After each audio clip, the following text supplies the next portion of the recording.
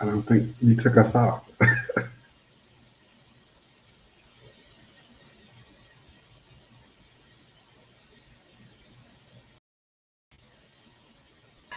The screen. There we go. All right, Jesus. I'm like, I see us. I'm like, what's happening? We're not there. I see us on live. Well, again, welcome to Five Guys on Live. Listen, technology is a beast. As you can see, it is 4 of us tonight, and we have our 5th guy who is, ironically enough, taking a break. Listen, if he's taking a break, it must be serious, right? So the fact that Zach is not here tonight, it is very serious. And so we send love to Zach where he is, but it's 4 tonight. So Whoopi is out. So Joy has to take over for today. All right. So we have, of course, our brother Vince is back tonight. He is back. Listen, he took a break. He took a quick break from selling all the cheesecakes and being on the road to say, listen, I'm going to be with y'all tonight. Vince, it is good to see you. We have missed you. It is good to hear your voice on the platform. And so we know you will bring definitely some fire and some amazing stuff tonight. And as always, of course, the lovely Darius that we have. Lovely. Lovely. All right.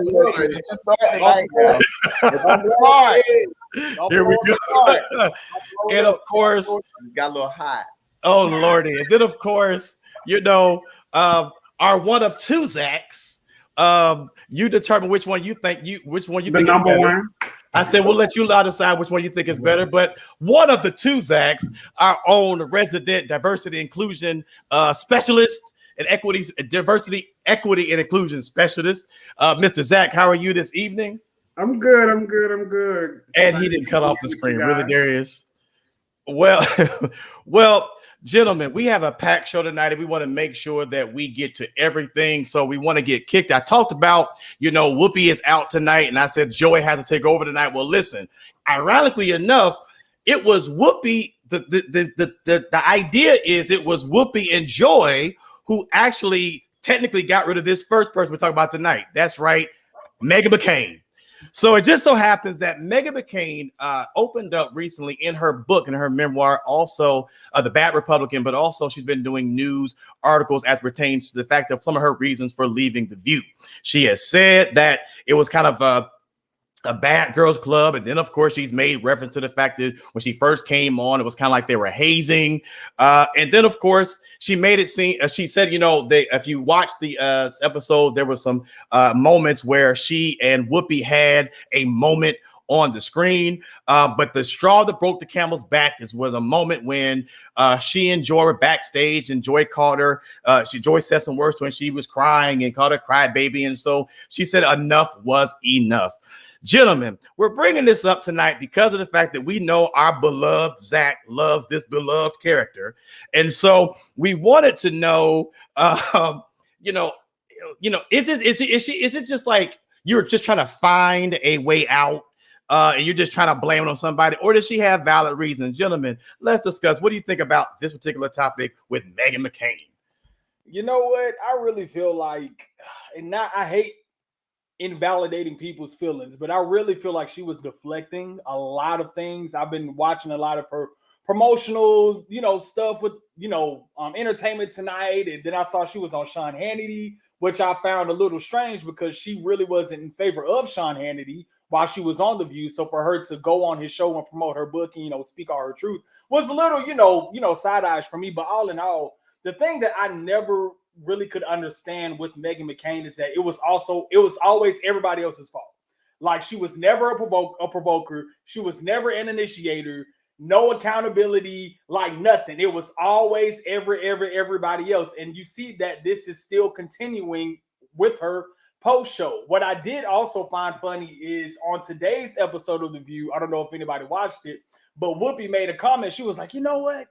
I just really enjoy coming to work because I love everybody sitting up here right now. And and Joe was like, I do too. So Darius, it was like Amazon rainforest, like all over the studio.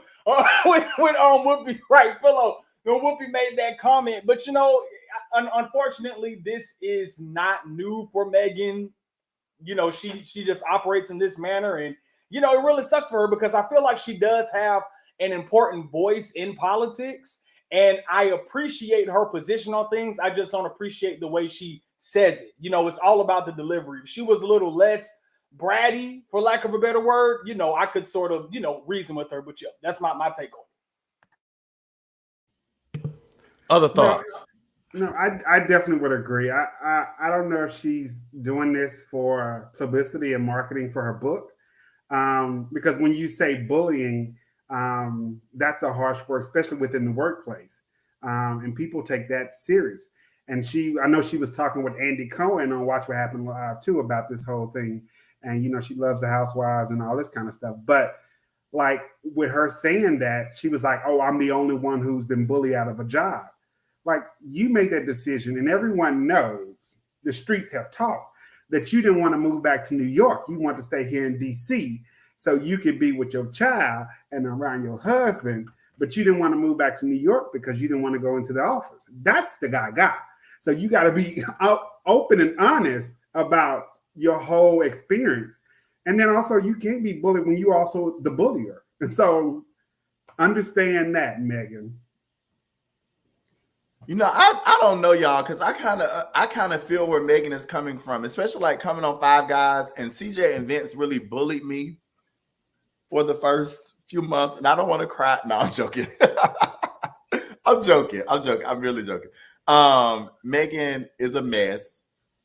She's always been a mess, and she will always be a mess. So it's just interesting. It's like, it's provocative. It's something that's going to make people buy her book so they can really find out what's going on behind the scenes of The View.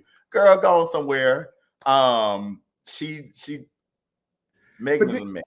But then she has Abby Huntsman kind of back her up and saying, oh, yes, it was a hostile work environment. And I felt bullied. Of course she would. Which is weird because Abby Huntsman, when she left, it was pretty much, after her and Meghan got into that, on-screen fight, if you will, on there. So it's sort of like, strange. Like, you left because of Meghan, low-key. Now you're trying to back your sister up. Right. Like, And right. And she even mentioned it because she said on one of the interviews, she went and had a conversation with Hasselbeck. And it was funny because they exchanged stories about with her, because Hasselbeck was on during the Bush era, and of course she was on during the Trump era. And she had this conversation around it's almost like the Republicans or the conservatives always get a bad rap and everything else. But there was another thing that kind of came up, and I'm just curious about your thoughts about this, because again, as Darius did allude to, we are five guys, or who are black, five black men, 5 men in general who are on live, and we don't see 5 men, and we, even being us, have our disagreements or have misunderstandings, or we have discussions. Do you think that close your face, Zach? close your face. I see your face you made. Not me. I don't have disagreements with nobody sitting up here. Lie. La, la, la, la, la, la, la, la. Lord Jesus. But do you think that it would be the same kind of discussion if it was five men on the screen? Or do you think that because they are women, it seems as catty? No, I think that anytime you have an ensemble of any sort, there's going to be discord. There's going to be disagreements. Like there's going to be someone who wants to shine or someone who feels like they're not like the center of attention. Like some people only thrive when they're the center of attention. Like you've been a part of many groups. There's not a group that I've ever been a part of, professional, social, collegiate, there's never been a group that I've been a part of and there's not been some type of disagreement. So I think it's just par for the course. But I think that it is a little it's a little difficult when people don't come on here talking about Candace. I'm not going to do that with you tonight. But it's a little difficult. No, I'm saying, I think she was saying it is Candace. It is Candace because it said Facebook. Oh, hey, Candace. Oh, I'm sorry. But it is difficult when people. I'm the type of person I can take accountability when I'm wrong or when someone has perceived something that I've done as wronging them. I'm someone who can take accountability and say, you know what? That wasn't my intention at all, so let me apologize. I think that when you get into the weeds of, oh, it's this person's fault, it was that person's fault, this person did that person did this to me, and you just make yourself out to be this big victim that's played no part in anything that's gone wrong, then it just makes you unlikable and hard to deal with and hard to work with. Mm-hmm. And I'm telling you, I agree. I think there's also, when you can, as Darius said, when you have a group of individuals who have different personalities, characteristics, and I think that's the diversity of thought, and that's me putting on my diversity hat. And so it's good that you don't have anybody thinking like you, acting like you, and so you might have some disagreement. But I think once you take every moment and use that as a teachable moment for you as an individual to learn from those opportunities of conflict or influence, I think it makes it better. And I do. Go ahead, Vince. I'm sorry. Oh, and just really quickly, when you sort of look at the View, like you just said, there's always a conservative chair, and how Hasselbeck had the Obama era and Meghan McCain had the Trump era. I don't feel that conservative Republican angle is always the bad person story is necessarily true, because I enjoy watching The View, and I have been pretty consistent watching them since they've come back for their 25th season. And every single Republican that they've had thus far has been phenomenal. They have been cool, calm, and collected. They haven't been. I'll say Miss Condi now. Well, no. I'm saying, not Condi, because she was the guest host, but like everybody outside of Condoleezza, I feel like even like SC Cup. I think that they've had some really good Republicans that are, very well spoken, very educated, very knowledgeable, can see from both sides, and then stick to their guns as well, and not be bratty, not be whining, not be cutting people off, not initiating or provoking drama and all this stuff like Meghan McCain does. So I do feel like, again, a conservative voice, and even multiple. I love the idea that they had an Abby and that they had a Meghan. I think it balanced, the two Democrats, one liberal, two conservative. I think it's very important for that show to sort of stick to that formula, if you will. But they just got to get some people that are well mannered, and I think that'll just make the whole atmosphere a little bit better. There you go, Vince. You channeled Zach a little bit, so he was here. I could hear him saying that. You can hear that. But I will say that I've never seen The View be as pop cultured as it was with Meghan McCain there. She kept them in the headlines, kept them trending. And I guess there is some value to that, some type of entertainment value. And I know I told y'all a while back, when I'm feeling like, when I'm not feeling my best, or if I just need a good laugh, I will go back and watch Meghan McCain's arguments with the different women on The View, just so I can be like thoroughly entertained and see Whoopi telling her, little girl, like it's good. So, it's all, like I said, part of the course. And when it gets too hot in the kitchen, if you can't take it no more, sayonara. Listen, And speaking of, and I love what Candace said. She said you need a controversial person to be in the media. Everyone's opinion can't be the same. And again, I think that was alluding to what Zach was saying. It's the purpose of The View. It's like there are different views and different opinions, and that's what I love even about us. Like everybody doesn't always agree. And so that's the beautiful part about that. But when Darius was talking about, they bring pop culture, they bring entertainment and people who are trending, we do, have somebody who's been trending lately and has been talking about suicide, mental health, and that is Will Smith, and that is Vince. Vince, tell us a little bit about what's going on with Will. Yeah, so really quickly, Will Smith recently made headlines. He's sat down and he's beginning to start doing promotions for his new YouTube docuseries called The Best Shape of My Life.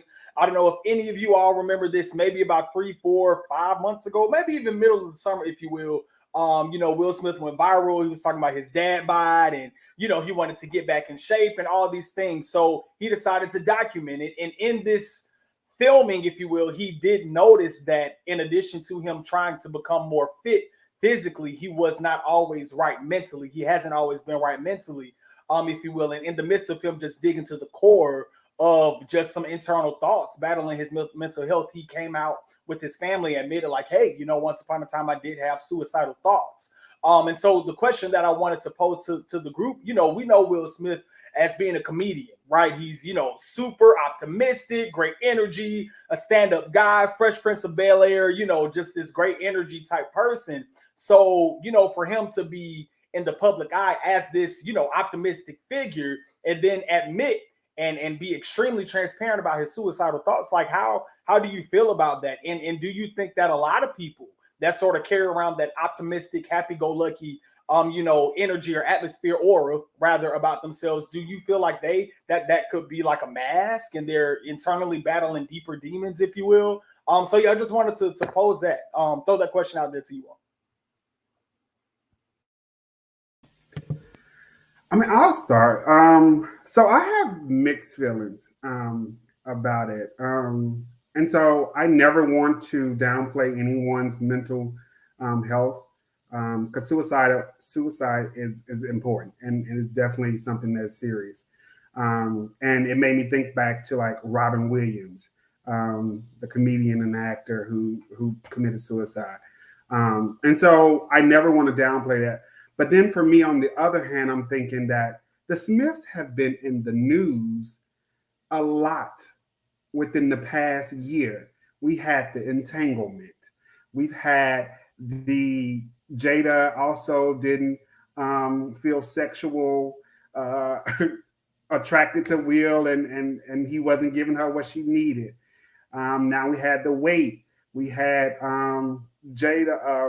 Willow and her polyamorous relationship. Like, it's been a story after story, and I'm like, I don't know how much is for real or much is for TV.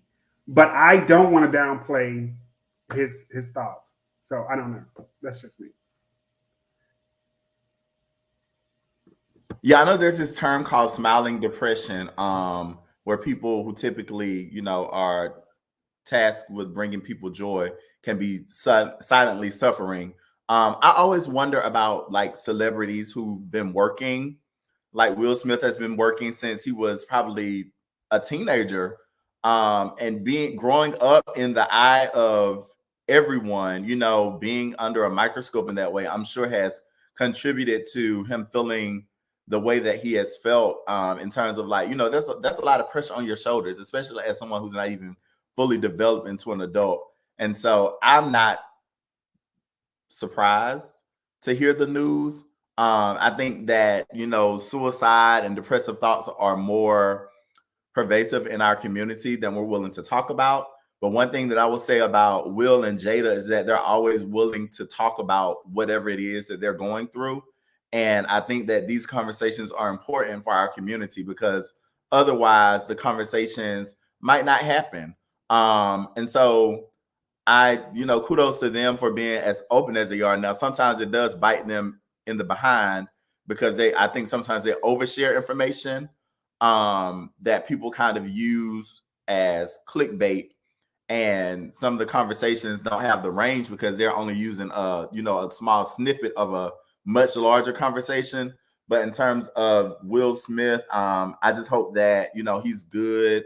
And we hate to see something happen to Will Smith, the Fresh Prince of Bel-Air. We would hate that. Would be like Kobe. That would be worse than Kobe Bryant to find out that Will Smith did something to himself or inflicted self-harm in that way.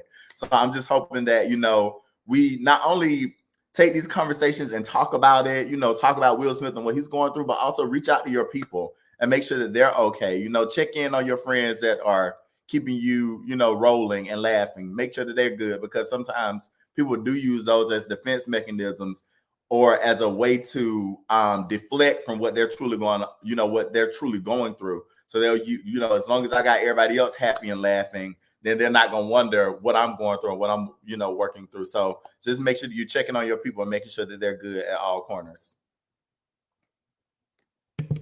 So James, I kept this comment on the screen for a brief second because of the fact that after I read this comment, I wanted to be very clear that this is more about a person's mental stability and a person's health and everything else. I personally, it has nothing to do about nobody being jealous of anything, because at the end of the day, all this beautiful wife and children and millions and threesomes and smashing to the side and everything else, not only does it not make you happy, just think about the pressure that he has to be to keep the beautiful wife and the children and the millions and there's all that pressure to do all of that. And as Darius was saying, at the end of the day, this man has had to be this thing.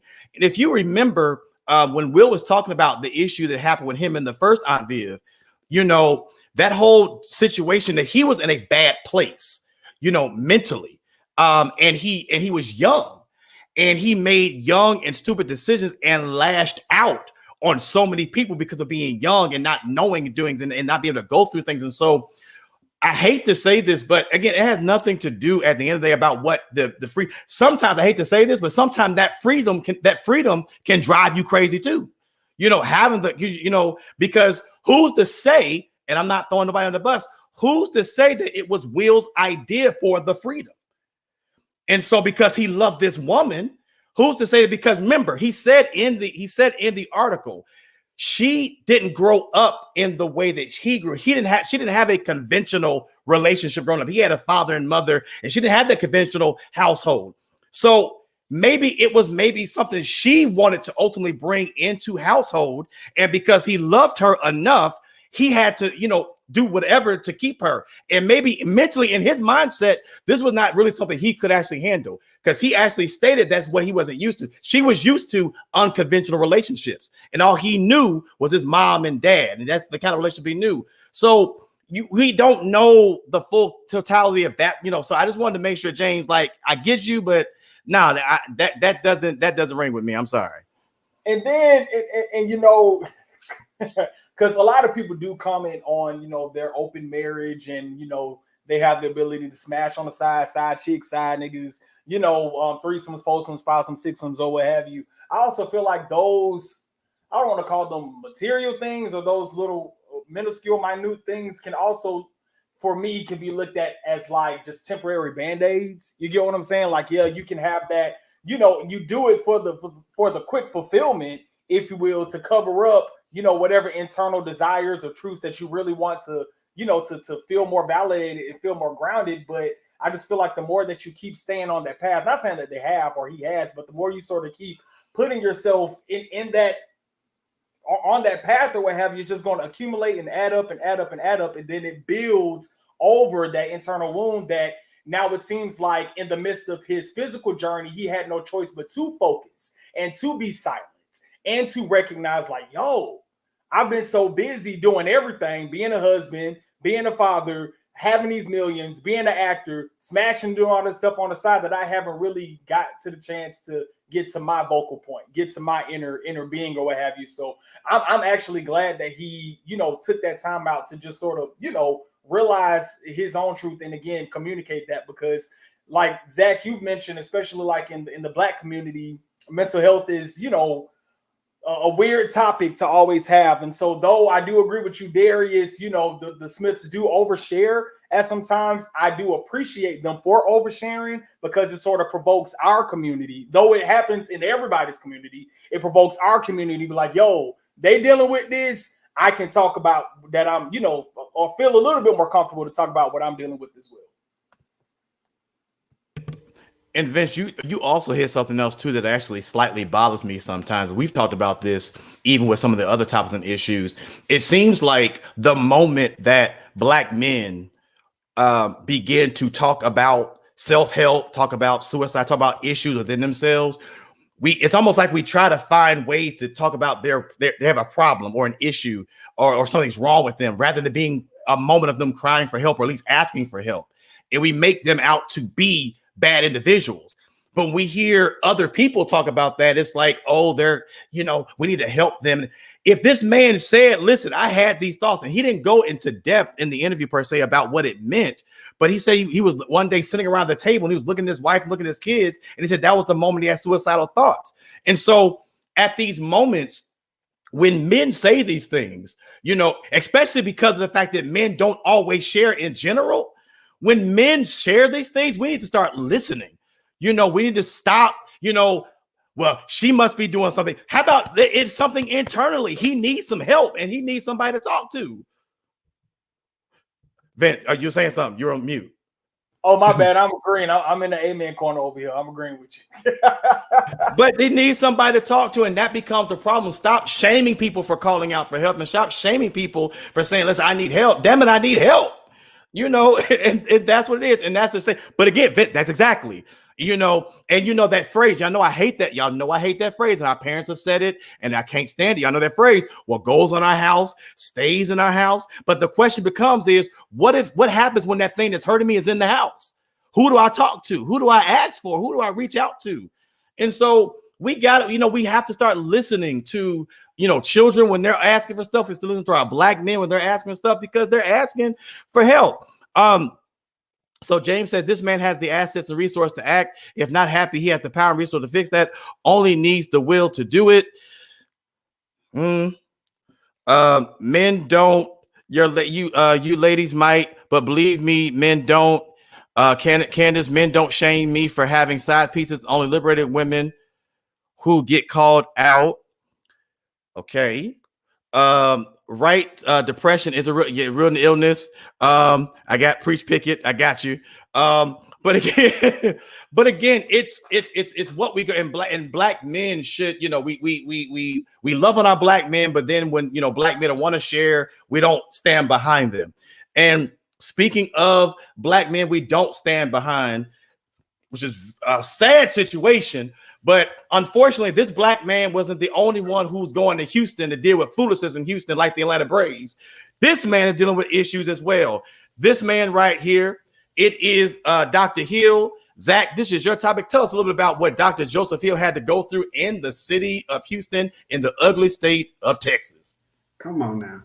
So Dr. Hill, who is a 20-year or plus veteran of diversity, equity, and inclusion work, was sent offer letter to be the vice president of diversity, equity, and inclusion at this hospital within Houston. And then he received another letter rescinding his offer, stating that they would like to rescind his offer for employment. And this was dated on July 21st, 2021. And so he was unaware of what the reason was. And so, of course, he hired a lawyer. The lawyer looked into it. Come to find out, some of the reasons for them rescinding the offer was that quote unquote fit that we're not supposed to use and where we're not supposed to use in hiring is fit. He wasn't the right fit. And so, and that's subjective, and I got a whole lot to say on that. But then also they said that he talked about hiring a staff. He had a car that was used on the interview that was totally above the means and the budget. And then he also, they were uncomfortable about his race issues, that he was too sensitive around race issues. And so what I wanted to talk to you all about or ask the guys were, After George Floyd, a lot of organizations started having these stands, these policies, these strategic plans around diversity, equity, and inclusion, and wanted to hire these individuals in these roles. But I want to know, is that enough? And are they ready for that? If we're still going through issues like this, you're too sensitive around race. He wasn't a great fit. Thoughts? We all know a lot of that stuff was performative. It was something that a lot of people did because, everyone was doing it in terms of the releasing the statements and saying, oh, we're reviewing these policies and we're going to make sure that we ensure pay equity and we're going to close down our stores for 4 hours and train all of our employees on racial sensitivity. All this stuff was performative. A lot of it was. And I'll never forget when my organization released this action plan about all the things that we're going to do. And I was sitting with someone that I love a whole lot. And she saw all of the items on the list that this person said that we're going to do.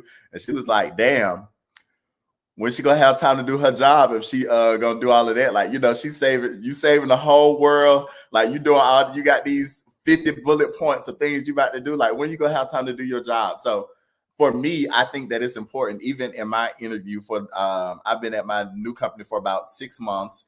And so in my interview, I made a point to mention racism, and I made it a point to mention the work that I have been doing for diversity, equity, and inclusion in my current position in every single interview. Because the last thing I want to do is get into a position and you all expect me to be that token Black person that's not going to talk about race. When I identify an issue and I look at the services that we're providing and I feel like it's what's the word they like to use, tone deaf, or or I feel like, this isn't a diverse enough group of people, I'm going to say it. And so I think that, it's important to lead with that. When you're going to get a job, you need to lead with that. Let these people know what you're passionate about. Let them know you're not going to, tolerate. And so for him, I think that, if they were feeling like he was a little too sensitive to race, on one hand, that's something that they need to evaluate within their organization. But on the other hand, I'm glad that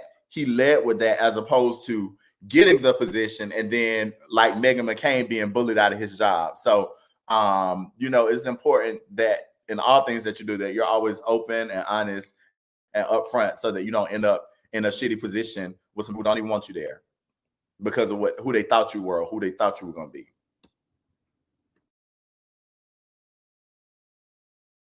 Zach, in the article that you submitted, there was a piece that really stuck out to me. It was Chris Metzler. He is the former associate dean of human resources and diversity studies at Georgetown University. They quoted him saying this. They really resonated with me. Many organizations are not interested in real change. They are looking at diversity as a numbers game. Many executives ask me privately, how many Black people do I have to have? And even me, just like Darius, working in the arena that I work in, the industry that I work in, or what have you, we've had those types of questions where I do have a Caucasian director. And though the conversation was extremely awkward and uncomfortable, I felt like a piece of it was coming from a place like, I'm only going off of what I've seen. And because I want to be right in doing this, like, what is the math? What is the science? Like, what do we need to do to make sure we are accurate in assessing this versus, I'm just checking it off the list just to say I did it, And so I think that's a weird area that a lot of, companies are sort of, sitting in right now. And I don't really know the answer to assist them in that. But that really resonated with me, and hopefully, they can come to a place. These companies and corporations can come to a place where it's just becoming like a natural thing. Just like you see me as equal as the next person, you see me just as equal and just as qualified and skillful and educated and equipped as the next person that you're hiring, or what have you. And then I also think these corporations have to recognize that you got to break the cycle eventually. Like, I had to tell my director, like, clearly what you saw your director do is not beneficial for the now. So you're going to have to shift and renew your mind some way down the line, and just in hoping and praying that it's going to, be successful in the long run or what have you. But we can't operate off of 1984, 1974, 1964 policies in 2022. We just can't do that, So I think these corporations got to start, provoking that thought, having that conversation.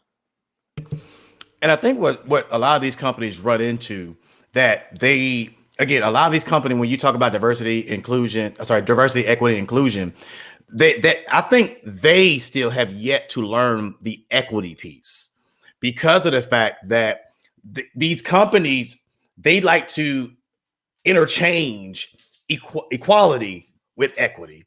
And the problem is equality, we're not looking for necessarily equality, because equality denotes acceptance. Equity denotes a standard. And that becomes a problem. At the end of the day, equality says, oh, I want to be treated the same way. Well, if you're being treated shitty, I don't want to be treated shitty too. I don't want that I don't want that equality. Equity says this is the standard. Equality says, oh, well, we have like 5 black people, so we're accepted 5 black people to the room. Equality says, so equity says, we're looking at the standard of, it was this person was the best person hired. We're not trying to fit a quota. And so often they want to fit these quotas and they want to fit these things. And that's becoming the issue. And the sad part about it is I'm saying we as a community, not just as black people or white people, or case may be, we're willing to accept equity until we get to equality, rather than demanding equity. You mean the other way around? Right, equality. Right, equality. And I'll take it. Go ahead. I'll even take it a step further. Like, equity is about giving the most help to the people who need it the most. And so, in some instances, let's say in a classroom, equity might not be that I pay for everybody's field trip, because everybody might not need their field trip paid for. Equity is making sure that everyone has an equal opportunity to make it to that destination. So if that means I got to give you $3 and I got to give you $1 and I got to give you $5, that's equity, making sure that everybody is on equal footing. Equality is giving everybody the same thing. So if I'm just saying like, okay, I'm gonna give you $5, I'm gonna give you $5, I'm gonna give you $5. Now you got $20 and this person just got $5. So how is that? How is that okay? So just making sure that you give the most help to the people who need it the most. But then equity is also about access. Like, do I have the same access as the other person? And so getting that.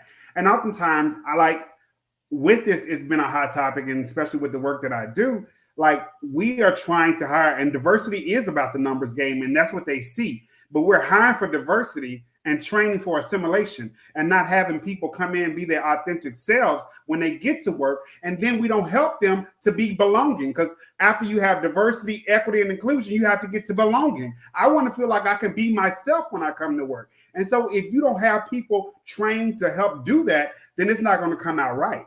And so oftentimes we are putting just people into these DEI positions because they look like me. Right. But they don't have the skill sets and the trainings to back it up. And we do it to ourselves too in terms of belonging. I'm sorry, Vince, I'm gonna pass it off to you. But people, like, especially when they're like, oh, you gotta do X, Y, and Z. If you wanna, make it in this industry, then you gotta do it like this. You can't. I'm like, no, why am I leaving parts of myself at home in order to fit into the box that you've created? But we do that. We tell the younger generation that that's something they have to do. And we make it harder for them because we give them permission to accept less than what they deserve in order to have a seat at a table that people probably don't want them at anyway. Come on. So my question to you, Zach, because I've always wondered this in terms of this field, before the equity and equality piece, going into just simple qualification. And like Darius said, like access, minorities, though we have a crazy amount of like super educated people, that can do all the amazing things and are just as qualified, if not even more qualified than our white, friends and sisters and brothers or what have you. But there is still a smaller amount of us that are going into these workspaces in comparison to, just white folk, if you will. So how do we sort of, approach that and counter that in terms of just, are we even qualified enough in terms of just our backing, our skill set, our level? Are we going to college? Are we getting these degrees? Are we, asserting ourselves in that to build ourselves up to want to, you get what I'm saying? Like, yeah, what is that? No, I hear you. Yes, we are more than qualified. I can remember back maybe a year ago, Wells Fargo executive or president said, we just can't find any qualified Black accountants out there. The hell you say? Like, where are you looking? Like, I think that's the place. If you always do what you always done, you always get what you always got. And so you gotta look some other places. And that's why you need to have these partnerships with these HBCUs, aligning yourself with the National Black Accountants Association. Where are you looking to find these people? Like, you can't keep looking up on the rock and getting your cousin and your brother. Nepotism. Come on. You know they do it. Well qualified, and there are plenty out there. And guess what? Just like they do it, I'm gonna do it too. I'm putting in recommendations every day, because my people we're gonna be all right. Because I already seen it. That you just hired this person's husband and this person's son, just got. So we're gonna put them over. Oh, you better believe I'm putting recommendations in every single day. Anybody that asks me, oh yeah, we always hiring. and Zach. What I also think needs to actually start happening, and even if it's on the micro level, we need to start teaching equity at home. Equity needs to start at home, because of the fact that, again, young people go out into the world and assimilate to what was told to assimilate to, and not being taught equity in your own home. And so I think we have to do a better job with making sure that we teach people. And I think that goes to parents allowing young people to explore themselves, to find out who they are, because when they started finding out certain things about themselves, then at the end of the day, they will learn that, if they don't go out, next thing you know, all these parents want to shield themselves. And the next thing you know, these kids go out into this world. And next thing you know, then all these extra. But I will tell you this much. I know somebody who is starting equity at home, and that's Shaquille O'Neal. Okay. Shaquille O'Neal has clearly started equity at home. Come on, now that's equality, DeAndre. That's equality. He has told his children, he is very rich, like Nene Leakes. And so, Vince, please tell us about Shaquille O'Neal. Listen, Shaq recently was featured on a panel and shared that his kids are a little upset with him now. On the panel, he shared basically, in quotes, "We ain't rich, I'm rich. You're going to have to get a bachelor's or master's degree and present." And he wants his kids to present him their business ideas, and then he might invest. Education is number one with him. He said that he doesn't care about if you play basketball or not. He wants his kids to be doctors. He has 6 kids. He wants them to become doctors. He wants them to, own a hedge fund and just all these things. So with that being said, is this a good practice for parenting in general? And can you relate with this thinking? See, I'm always like cradling the fence because I believe in like having generational wealth, and you built something to leave for your family members and help them so they won't have to pay for a college degree, and like, you know what I mean? But then I also am on the fence, like, you do need to work for it. Everything is not going to be handed to you, because just as quick as you got it, you can lose it. And so I don't know. I struggle with this, but I can understand definitely that parenting technique. Things are not going to be handed to you. And what I work for is not necessarily yours to be had. I think it's important to teach your kids to be productive.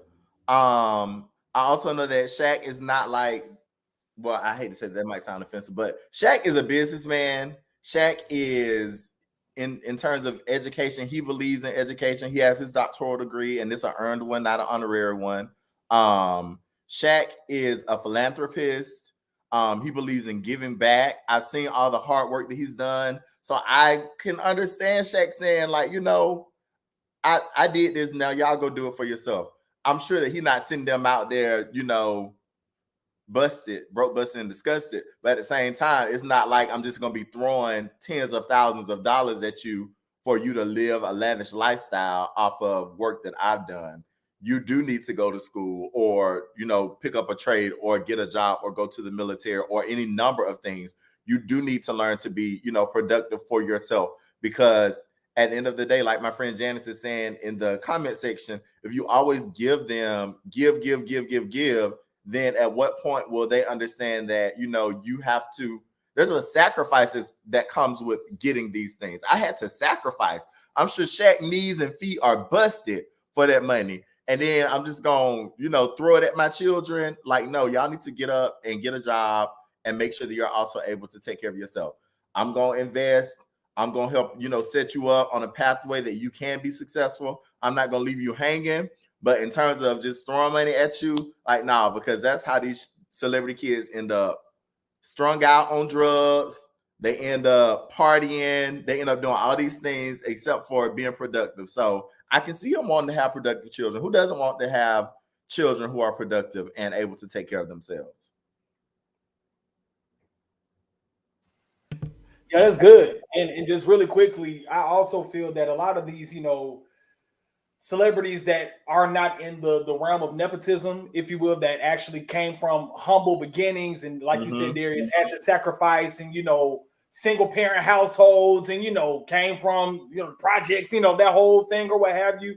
Like, once you get to that level of success, like, I do thoroughly believe that your child, though they may not live that exact lifestyle when they're brought into the world, they still need to figure out some way, somehow, to have that same ethic that you had to pursue to get to where you are, to get to where they are. So I'm for it. When I get my millions and stuff like that, I'm probably gonna think the same way and do the same thing. Come on, when you get your millions, okay, yes.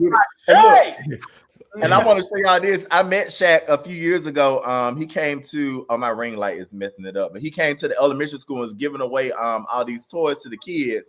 But look at these jeans that Shaq got on. Does that look like somebody who's spending millions of dollars on some clothes? Shaq ain't doing that. So you think that I'm gonna sit up here in these probably from, I ain't gonna go there, but yeah, I ain't gonna sit up here living frugally and giving back to the kids. Glory. Exactly. You know exactly where I sit. Even with his shoes. But Shaq has always been like that. Even with his shoes, he's like, I could have got to deal with Nike. I could have got to deal with, Reebok or whoever, but I did my deal with Walmart. I want my kids I want all kids to be able to deal with Reebok things. So what my mama saying, I had that mindset as becoming a single mother with 3 sons, 9, 6, and 5, that they needed to be children while they were children. Enjoy their childhood, leave providing their needs and most of their wants to me. Yes, they got their education and all attended 3 private HBCUs that cost a whole lot of money. God today. She did not want us to get a job, y'all. And let me say this. She did not want us to get a job. And I snuck one day and got me a job. Actually, she dropped me off. I was like, can you take me up to this place? And it was actually a job interview. And let's just say I've worked since that day. And my brothers, we had to put a little fire under them because she was so adamant about people not working. So when it was time to work, people were a little dragging their feet to work. So, teach them children some responsibility. And for me, growing up also with a single mom as well, we've all, most of us have shared that discussion and things of that nature. For me, I knew it was the work ethic I saw in my mom. Yes. That made me want to go after it, right? Like I was like you, Darius. Like I went and got my first job when I was in 8th grade. And that back then you can only work like 7:30 when you under a certain age because you couldn't work past certain time. You had to only work a certain hour, like 4 hours a week. But I still saw how she worked, and I wanted to work, and I almost felt like it was a sense of making her proud of me. Yes, right. And even in, seeing my mom because I told y'all last week, like my mom, where we lived in, we were, predominantly white neighborhoods. And watching her break her back to the bone to make sure we had the best education, make sure we're in the same area. And she used to always say, we the poorest thing up here, but I promise you this much, if they educate them, they're going to educate y'all. And so I kind of felt that sense of wanting to make sure that I did proud and I worked. And even in college, Darius, when you're talking, I didn't have to, because my mom was like, don't, but I ended up getting a job at the bookstore. And I knew I did work steady too, because I wanted to find ways to still make it easy and heavy for mine. So, I appreciate a parent, saying, listen, I don't want you to think that things come to you easy. I don't want you to think that, and I don't want you to think that when you go out there off of my name or off of who I am, that you're going to get it easy. And I don't want you to also think that we're going to give you anything. At the end of the day, whether you have somebody famous or not, that I don't want you thinking the world's going to give you anything. And I think, and if I could, go as far as to say, as a coach, I've coached basketball and things of that nature. And I've never been one of those people that said, like, okay, well, we said everybody needs to get a trophy or everybody needs to get a medal or a case may thing, because of the fact I think what starts happening is I feel like they're setting kids up for the okie doke. Equality. I don't know. You said equality. No. But no, you're setting them up for the okie doke. Everybody. Right. He just preached equality. Listen. No. Equality. I didn't preach equality. I said until equity. I said equity. Equity says there's first, second, and third. And you need to work to get the first, second, and third. That's what equity says. That's the standard. Ain't everybody get to participate. No. That's right. And that means one of y'all might need a car to get to work, but both of y'all going. Listen, if all this participation and everything else, see, y'all being real cold. I'm with you, DeAndre. Listen, y'all being real cold, but I can tell you this much. I can tell you what's colder, and that's the Potomac River. And it's so cold, and it's going to be real cold during this reunion as we saw the trailer come through. So, Darius, give us a little bit about this new trailer coming. Hold on, Picky. I felt the oil when you said Potomac River. That had a little I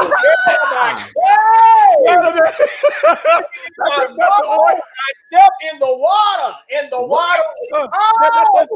That's trouble in the water. Yeah, it is some trouble in the water. That child, let me tell you, it goes down in the pee. Zach, your girls up there showing out, but let me tell you, they understand the assignment and they deliver. So I appreciate it. So anyway, it seems like just yesterday that we watched the premiere of this franchise for whatever season we're in. And now it's already time for their reunion.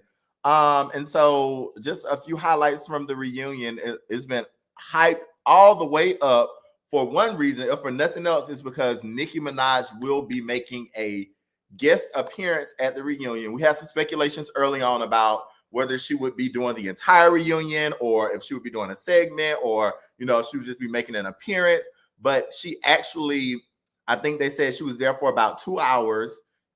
She asked her own questions that she created. Apparently she held everybody's feet to the fire. She was particularly hard on, per the girls, she was particularly hard on Candace, and allegedly she was hard on Giselle as well. Some things that we could see in the trailer, we could see questions about Eddie following models who might be exotic dancers. There were speculations about whether Ashley was actually going on that trip to be messy and things of the like. And so I'm wondering, are y'all excited? I know Zach said that he will not be watching. He feels like they are declassing the show by inviting Nicki Minaj. But will you all be watching to see the Real Housewives of the Real Housewives of Potomac reunion? And if so, are you excited about Nicki Minaj being there? Do you feel like they're overhyped, or is it something that is needed for this franchise at this point? And it's the other Zach with a K. Zach with a K said that he will not be watching. I'm going to watch from 2 devices on that night so that we can make up for the one view that they would lose from Zach Kirk not watching. So that's going to be my contribution to Black history. Hold on, I got to pull because Zach here. I want to make it very clear. Let me blow myself up. Right, say it. I will not be watching the show. I just want to be very clear. I won't be watching. You may go back. Let me blow myself up. Wait. You got to support Candace. But I will be there for Candace. I will be there for my girl Candace. But I will not be watching. Candace is a part of my family. Yeah. Even though she's 38, even though she's 38 and I was her teacher, I am 25. Right. No, I'm excited for the reunion. I'm a couple episodes behind, but I'm excited for the reunion solely because my girl Wendy is gonna let Giselle have it. And it's like soror against soror, and it's good because she brings up the whole like Jamal thing, and was it really a relationship or was it for the show? And she was like, these dates don't add up. And so I'm excited to see what happens there and how they end. Am I excited about Mia? Are you excited about Nikki? Nikki. Not Mia. Nobody cares about Mia. That's what I said. Because she a newbie. That's why I was like, but Nikki too. I don't know if I'm like that excited about Nikki. You know what? I'm excited. I'm excited about Nikki. I'm excited about the 4-part reunion. I think it is going to completely Shaq on Beverly Hills' reunion. I don't know if anybody has been watching those ladies over there, but it's been a slight snooze fest, if you will. All things considered, for me, all things considered, how their season has been, I don't think the reunion has lived up to what the season was. More entertaining than the reunion, in my opinion. But all in all, I'm Team Wendy all day, every day. I'm Team Karen all day, every day. And I really feel like them green-eyed bandits, they match with Karen and Wendy going side to side. And I think they just going to just stifle them and smack them on the head and just put them back down there. Now, in regards to Mia, Zach, I actually feel that Mia outperformed Robin. I think Ascale outperformed Robin. I don't think Robin, and I don't want nobody to lose no check, lose no money, but I really hope the producers really look at this like, yo, Robin, you really, no. I think the fans loved Ascale way more than Robin or what have you. And Mia kept herself very relevant and involved in everything from her first episode all the way down to the end.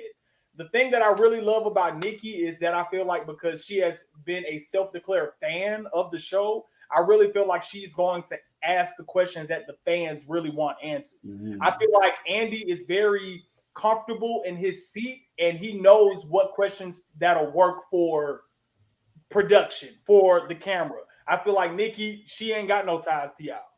So I'm going to just ask what everybody be asking. You know, what everybody really want to know and get down to the gutter truth of it. So I'm excited about it. I feel like this is going to be like a Super Bowl, you know, type reunion or whatever. This feel like Atlanta when they was in their prime, season 5, season 6, season 7. That's what it feels like. Now, Vince, it's interesting that you said that Mia has been in all this mess this season. For me, it's like she doesn't get like the same type of backlash that Ashley got when she was in the mess like that. She doesn't get the same type of backlash that Candace got when she was in the mess like that. Like, why do you think that is that Mia has been able to like kind of avoid being dragged in the same way that I feel that Mia owns it. Like even when she like causes something, like there was some things where she was like, oh well, I interpreted you saying this about somebody, and though it was like I felt like both of those translations were spot on. Right, but I agree. But even in the midst of her, even in the midst of it all, you know, at the end of the day, she owned it. I don't, you know, Ashley, she, oh no, I didn't mean She's not like that girl. Oh, no. And you know, Candace, I am an orator, so yes, she is. You know, Candace is communications all day, so she gonna, just like Kenya Moore, she gonna thread that needle. She's not gonna back check on nothing.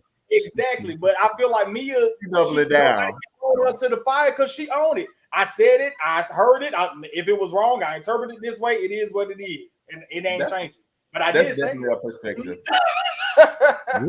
On a side note, do you all, and this is just thinking about when they came out season 1, do you think some of the same issues of like the colorism still exist within this? Because I'm thinking about the issues with it's Wendy and it's Candace, who had a lot of the issues with the Green Eye Bandits. Wake up, Vince. I mean, Karen Huger got on the first episode of this season, and I've said this before. She got on the first episode of this season and accused Giselle of having an STD of being in a mental ward and call her a broken whore. Funniest shit ever, right? From Hampton University, and everybody knows it. Ashley Darby made a dig, like threw shade at Mia's husband, like, do you have Alzheimer's? Like, what's going on with you? Do you have Alzheimer's? And nothing, like, where is the dragging? But let Candace say that you got, a wide body. Like, body shaming is where we draw the line. But you know what, Darius? Now I actually blame you because I was not a Potomac fan. Darius actually like really made me get on the bandwagon last season or what have you. So shout out to Darius for that. But if you go back to last season's reunion when Andy attempted to have a conversation about colorism, and the way that them green-eyed bandits sort of manipulated and finessed that thing, and Wendy was under Giselle's coattail, I feel like they didn't even touch the brim of where the conversation should have went. They were talking about something. Do darker skinned women get called aggressive or something like that? And it's like, no, that ain't what we need to be talking about right now. We're talking about the pretty hair girl, allegedly Giselle, Ashley, and Robin, always in cahoots and getting away with everything. And Wendy, Candace, and Monique at the time, like Monique Hood Rat. But but Monique Ashley played into that too. She played into that too. Yeah, she do. But I'm just saying. But these other women show those aesthetics as well, but just get away scotch free. But they don't want to own that. Monique should have been dragging. She should have been dragging Giselle, the one who was attacking her family, instead of dragging Candace. So that was her misstep. And now look at her. She's selling her oils. She good. But not selling her oils. She's selling out. I tell you this, they reference Monique in that Notebook more than Robin's storyline this whole season. I'm telling you, but Wendy said, "I'm going to see your notebook and I'm going to raise it with a blow up." A presentation board. When you do your senior thesis and you got to do your presentation board. Yes. Wendy done went and stole that stuff from the student center. She done went and stole them people products, baby. And when they got that thing blown all the way, he said, Kinko's, can you print this out by 5? She said, Andy don't need to read this out for y'all. Y'all can read it with y'all own eyes. Had to have it inverted as well so that when the cameras picked it up, it was mirrored. But the way that she flipped it from that pillow, right? I can't wait for this, man. This is gonna be good. Well, listen, we have had an amazing time tonight. It has been fun. It has been laughter. But of course, we cannot conclude without having our Black 365. Of course, as Darius is again still glowing as his turn. So go forth with our Black 365. As we talk about publications and things that were posted in large audiences, like Dr. Wendy's poster board, there was also another large publication that was originally published on this day in 1945. Can y'all guess which publication that might have been? Jet. Close, very close. Ebony magazine. The first issue of Ebony magazine was published on November 1st, 1945. And of course, we know that Ebony is one of the iconic African-American publications that focuses on African-American issues, personalities, and interests in a positive and self-affirming manner. And so today we'd like to just pause and celebrate Ebony magazine for being founded and published on this day. So that is amazing. But since I did technically moderate, I'm allowed to take personal privilege. So I also want to acknowledge another person in Black history who also has some just did that from the beginning. Who also has some publications as well. Somebody is celebrating a congratulatory 1 year for their book coming out. And so we want to celebrate King Darius for his birthday, for his year, for DJ's favorite day as well. Now, see all that ugliness, and now you didn't even know I was about to do that. Now look at you, all that ugliness, all that ugliness. Oh, and the words of my grandma, Much obliged. Much obliged. Much obliged. But again, we want to congratulate again our very own Darius for again this amazing book that has blessed so many young people. And we hope that if you have not, it is on Amazon, and take advantage of the special that is on Amazon. Right, listen, I listened to everything. I saw the whole advertisement. Here's a special going on right now. So please make sure you go, and not just only to support financially, but tell people to listen. This is an amazing book. I cried, unfortunately, reading it during Read Across America week. I cried this weekend. It's crazy. Thank you so much, DeAndre. I'm thankful to everyone who supported this project.